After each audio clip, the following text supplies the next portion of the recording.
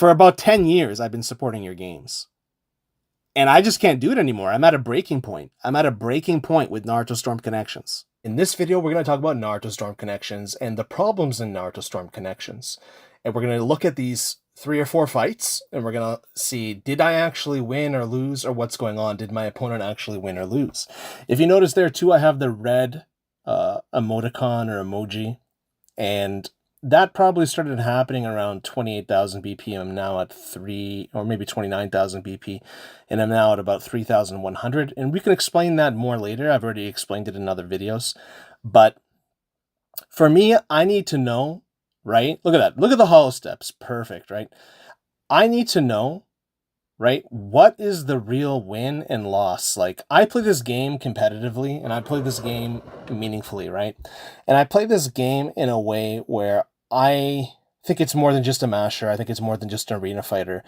You know, I really enjoy the anime. I really enjoy the characters, and I want the game to be the best that it can be. And now that we actually have support for this game, no other Storm games have support.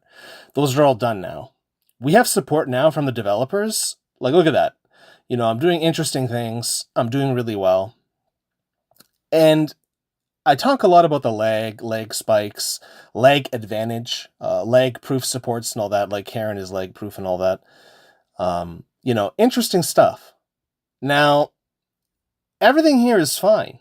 I won, right? Now, even I said before that this guy, I gave this guy my streak because I thought he won. Like, even if I showed you the audio at the end, I was like, I lost. But when I went back and looked at it, there was actually 2 or 3 key moments where the game stole my inputs, and I probably would have won. So even this game that I was convinced that I lost was even fake, and I probably won. Or at least I didn't lose, and it was a fake game that doesn't count. So it's really interesting how often that this happens, right? Let's get into it here and show you. Okay, this happens here, whatever. Probably this is a very sus situation where I look at the health advantage, right? And look at me just blocking. This is probably when I started getting throttled or whatever, or losing packets in the peer-to-peer connection, right? And then this happens, and then you just die. So, very interesting. His team is made to take advantage of this, whether he realizes it or not. I don't think he's a bad person. He was a very kind and good person to me when I commented and messaged him. We had good messages back and forth. So here, let's watch this. It's 1 apiece. I actually think that last round was probably fake, but say it wasn't. Let's go into this. Okay, here we're getting some advantage. We're taking the damage there. We got this situation. Now watch this. I definitely 100% did not do that jutsu, and it ate my input from my analog input, meaning I would have had the tornado, and I would have been able to get advantage there. Right? The tornado would have wasted 1 or 2 supports, just like how his supports are working. Mine did not work there. And right here, this makes all the difference, because if he just wasted that 1 support, we would have been in this situation, but I would be the one comboing to ultimating him, and I would be the one winning. So I technically, either this is fake, and, you know, we agree that this is fake and this doesn't count, or I actually didn't lose this game, I won this game, which is probably the scenario, and I gave him my win streak for nothing, which does bother me, because I want to know what's real and what's not. It's not about winning, it's not about win streaks and all this, it's about what's real and what's not. It's about being able to fight back. We really need that rollback netcode, and punishing levers is a horrible, horrible thing if you don't fix the core issue, which is the online stability. People are leaving, whether they realize it or not. People are leaving not because they suck, not because they're, you know, they don't want to take an L.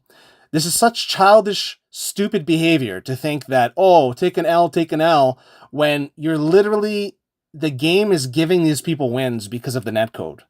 Why would you want someone to take a fake loss? That doesn't make any sense. You should want people to play competitively, right? And to see who is actually the better player. You need a balanced game for that. Of course, you need rage quitting and leaving penalties, right? Leaving penalties would be good, not just a disconnection frequency or a warning, but something that takes away the BP and all that. Right there, did you see that? That input where I punched and then did nothing, it ate my input there as well, which is crazy. But anyways, if you put a penalty for levers, right? But the levers are largely leaving because, like, even there, did you see that? He was whiffing air combos. I had leg advantage. A lot of times when you go in, the game will go back and forth, right? There too, as well. I think I had leg advantage. Yep, he just keeps whiffing air combos like a crazy person. So now it's teeter-tottering, right? The packet loss and the packet transfer on the peer-to-peer. And he just loses because he's mashing. He normally doesn't mash. If you look at that first fight, he wasn't just mindlessly mashing. He mashes with a purpose usually, or doesn't mash. And he tries to get you in the pressure, right? Now, I'm not saying I like this guy's team. I'm not saying anything like that. But it doesn't matter. We're in ranked. I don't care about what the team. I do not care what the supports are. I do not care about any of that stuff. All I care about is if the developers think the game is balanced and they're happy with it, that's fine, right? When they stop developing, when they stop buffing and nerfing things, then that's it, right? For now, we can talk about it, and we can all have that discussion and put our points forward, and hopefully they change certain things that they think they need to change.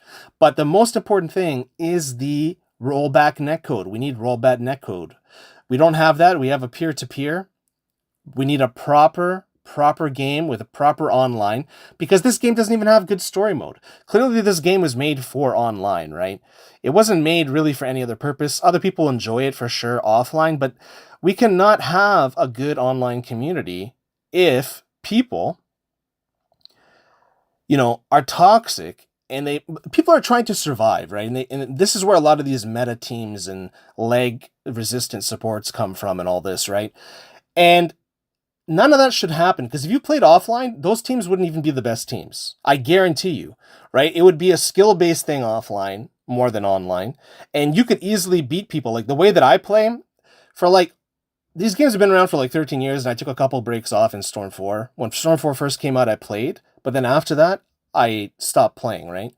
So, but before that, basically from Storm 2, since it came out to now, minus my little break, I have been playing these games, and I always advocate for never leaving, never rage quitting, never leaving the match, always being very serious about especially rank matches.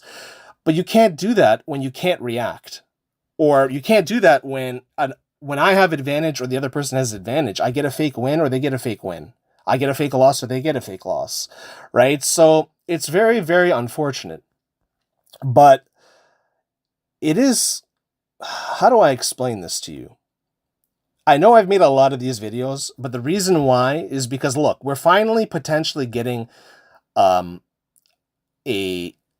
penalty for leavers and rage quitters, which is great. We don't really know what that is yet. We will in a few weeks probably. But the problem is this. It's not fair to give people a penalty for leaving, right?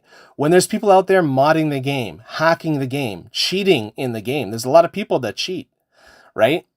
And one of the only ways that the other person has that is having this done to them is to leave the match, right? There's something called BP inflation, where a lot of people will game the system. A lot of people will DDoS or DDoS attack you. Because it is peer-to-peer, you can actually get the person's personal information, where they live, potentially what their name is, all these kind of things, personal information about the person. And on top of that, you can force them to lag the game. That's what a lag switcher is. A lag switcher can be done. The lag switching can be done in different ways. It can be a literal lag switch that you attach to your, Ethernet modem, all that kind of stuff, right? But it is also a program you can run to get the host advantage all the time and make the other person lag while they don't lag. Now, if this has been done to you, which I'm a pretty big target of this, definitely this has happened to me many times in the past and even now, right? But I can't prove who's doing what.